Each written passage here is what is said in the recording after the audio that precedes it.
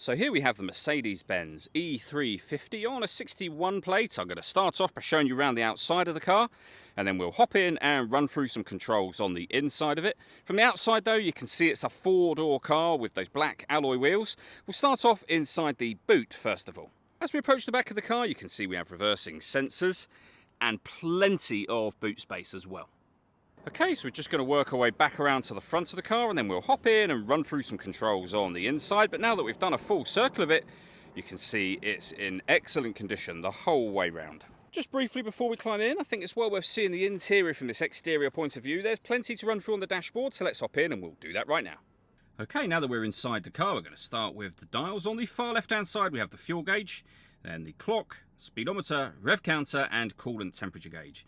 In the centre of the speedometer, you can see the total miles for this car, which are only 38,254, so very low mileage for the car's age. You can change information displayed there using buttons on the steering wheel. You can, for example, have a digital readout for the speedometer, should you wish to have that.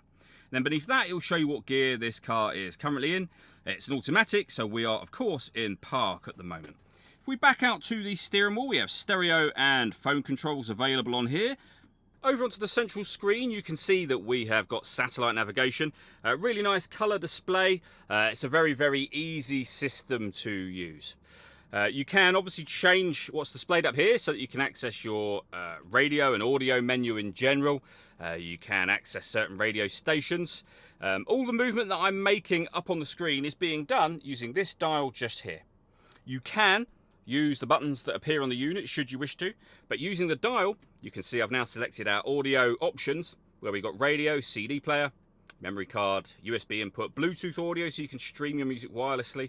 We've got auxiliary input up there as well, so loads of ways to listen to your music in this car. The main stereo unit is where you'll find the CD player and the volume for the stereo. We have a heated driver's seat with 3 different heat settings, and the same over here for the passenger side as well.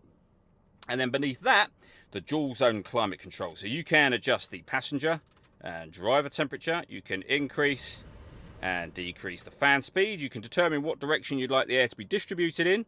And when you're happy with those settings, you can turn your air conditioning off or back on again. Failing that, hit auto.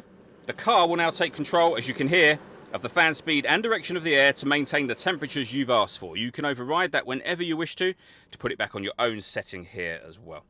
We have a massive storage area there with a 12-volt charging socket as well.